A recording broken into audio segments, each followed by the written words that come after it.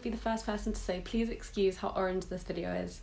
I just wanted to, you know, record it. I think it's important to both look forward and back as the new year starts and to reflect on what happened previously. I thought I'd look back on the year and how 2019 has treated me and how it's been, and kind of any lessons and learnings from that I can take forward with me into 2020. Again, please excuse the light. I can't believe how dark it is, and it's 3:30. So I'm going to talk you a bit through what went down this year and see what actually happened. So in January, I made a video every other day.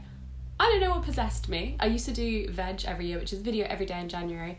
That's too much. I just want to say now, anyone who does a video every day in a month, if you work just by yourself, you're gonna burn out. You're welcome. Every other day was a huge challenge, but I'm actually really glad I did it. I think it pushed me, like set me on a good stead in 2019, straight in there, and I had a really good time. I tried to push myself a bit, challenge myself, and all other work went to the wayside, and my social life and everything, but it was really nice. I also began house hunting in January. House hunting took a very long time. I started by looking just for a flat for myself, like a small one bed, but I realised over time that no landlord was going to accept me because I'm self-employed. So I, later in the year, met my friend Aviva, who's just absolutely wonderful, and we decided to move in together.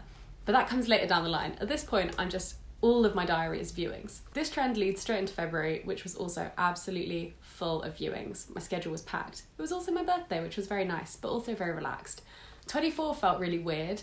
I think it's the first time I've been like properly afraid of turning an age. I think because it leans into your mid-20s, not your early 20s. You can't stop aging, you've just got to work with it. For me, March is memorable because I went to a nice big country house with my friends, some friends I don't see that often, and we had like a long weekend there, and it was so lovely and like nourishing for my soul. You know, when you see friends that you don't see that often and just how fulfilling it feels.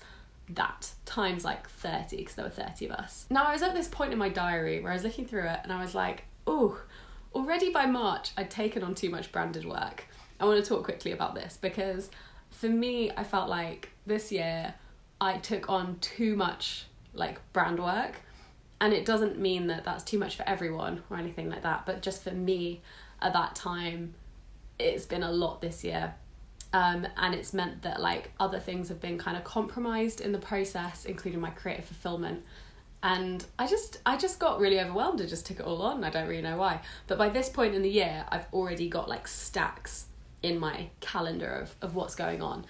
And that's quite even stressful to look back on, because some of those things, like the deadlines were tight. It meant I couldn't deliver the best possible work a lot of the time as well, because deadlines were really tight, or there was a lot going on behind the scenes with negotiations, or there was just a lot going on and a lot of stuff you don't see on this side of the camera. That means that everything just gets very complicated very fast. So I think one of my aims for next year is to be much more selective about how much branded work I take on, and to source my revenue from other areas instead where I can. Because I just took too much on and it all would collide and happen at the same time, and it was quite stressful. I feel like my face needs to be better lit. I've just changed the light up and I've put my Muji light diffuser hanging from my tripod. This light may come out even worse now, but I've tried my best. As a final note, I just want to say I learned a lot from all the branded work I did this year. I learned a lot about what I don't want and what I do want, and how I want to be a better creator. So I think it was a good process to go through, and obviously I got my coin, which is amazing, but I don't know if it was worth the coin. Do you know what I mean? I feel like I compromised a lot, and I feel like in a way I let my audience down quite a bit as well. So thank you if you're still here. I appreciate it. I don't know. There was just a lot of stuff. And I want to be honest about that because I felt it too. April involved 2 amazing brand trips. I went to Heckfield Place with Bare Minerals, which was unreal. That is the nicest place I've ever stayed in my life, I think. I also went away with This Works to Brighton, which was so lovely. And then, straight after, I went to New York. I'm just endlessly grateful for how much travelling and how many trips I got to do this year. It was just so lovely. I went to New York with Jack, and it was great. We had a nice time exploring. On the theme of travel, in May, my friends surprised me with a trip to Berlin, along with Jack as well. So Jack had told me we were just going together.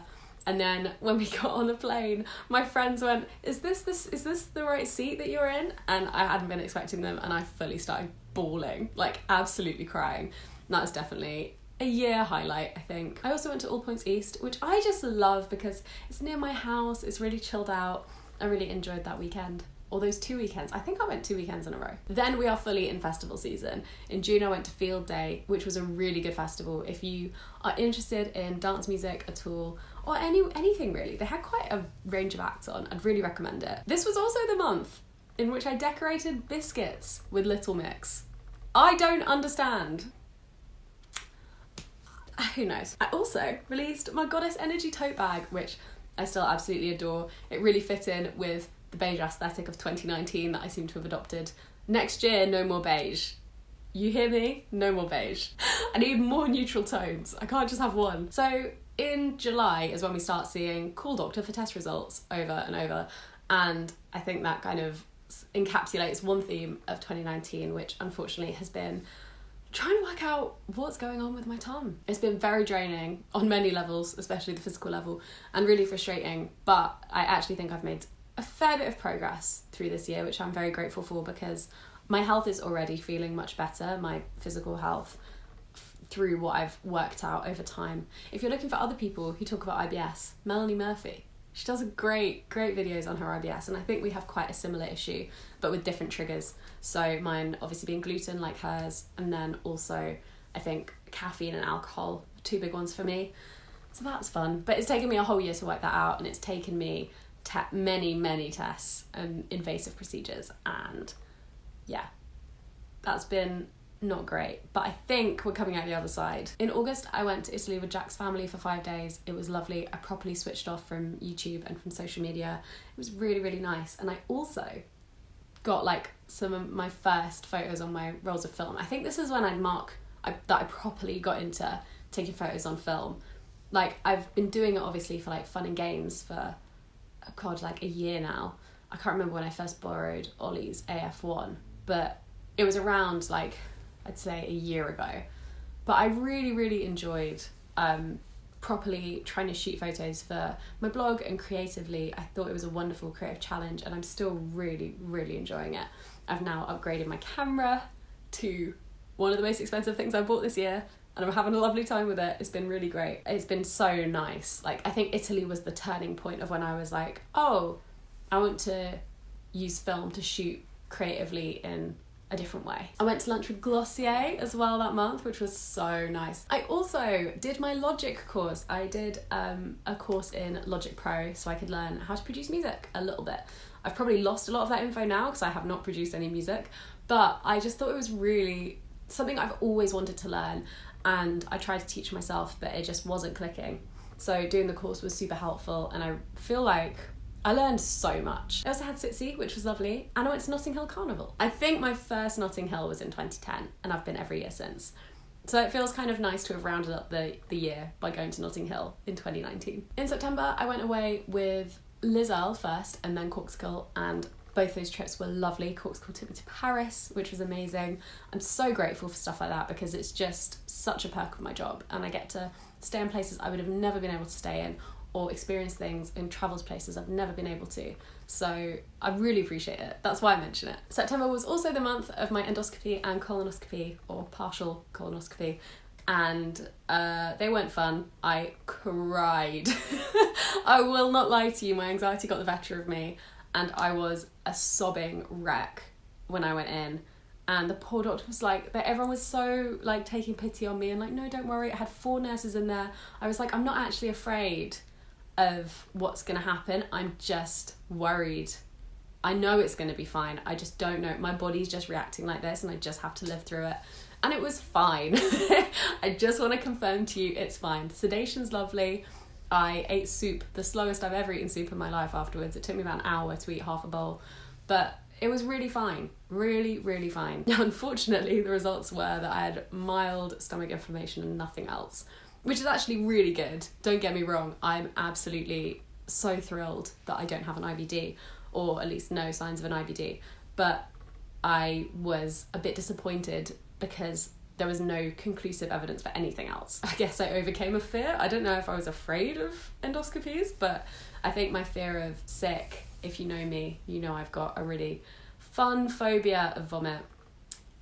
But it's like, I thought it was pretty much gone, but it's evidently not, because I think that was what was really upsetting my anxiety that day. But hey, I'm really proud of myself that I did it. In October, I went to LA. That trip, I think, marks the start of my mental health downward spiral. I did Sober October, which I'm very proud of. Well done me. Pat on the back. I don't know why not drinking is so hard, but I do find it really challenging. And so whenever I manage a little milestone, I'm really proud. Yeah, my mental health took a downturn. I don't really know why. It just did. It got particularly bad at the end of November. But now, I don't want to speak too soon, but I think things are looking a bit further up. And I'll explain why. Oh yeah, in October as well, I spoke at Google's One Young World panel, which I was really proud of. I spoke to lots of UN related delegates and stuff. It was really cool. October through November was when my mental health took a proper turn. So that was great fun. And yeah, November, it just really wasn't good. Really, really wasn't good. But it meant that I had to take some measures to make sure it wasn't going to get any worse. And I just felt so demotivated to do anything, which isn't very much like me. And especially filming. I was just so averse to filming, and the idea of it made me really upset. So I decided in December to take a month off. And what I mean by that is from the 13th of December, I will be off. I'm currently not off yet, as you can tell. So I finish work next Friday, and I'm going to be back for the 13th, Monday the 13th of January. Ooh, I'm buzzing. I really feel like I need this time off. And I think it's a good way to end the year.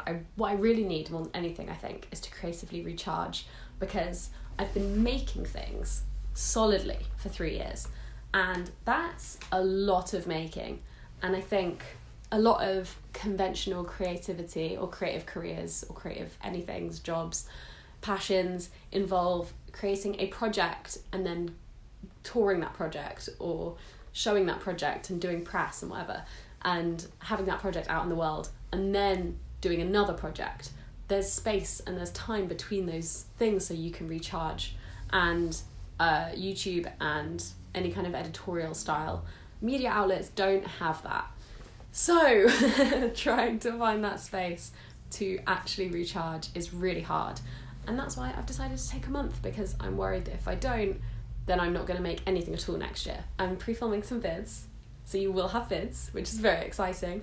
And I'm going to do, it's not like time off in the sense of, obviously I'll spend lots of time with friends and family, but I want to spend a lot of time reading. I want to spend a lot of time going to galleries, watching films, like really trying to absorb stuff that I haven't made time for this year. So that's the plan, folks. Next time you actually see me in videos, I will be back from my break. I'm also going skiing in January for the first time.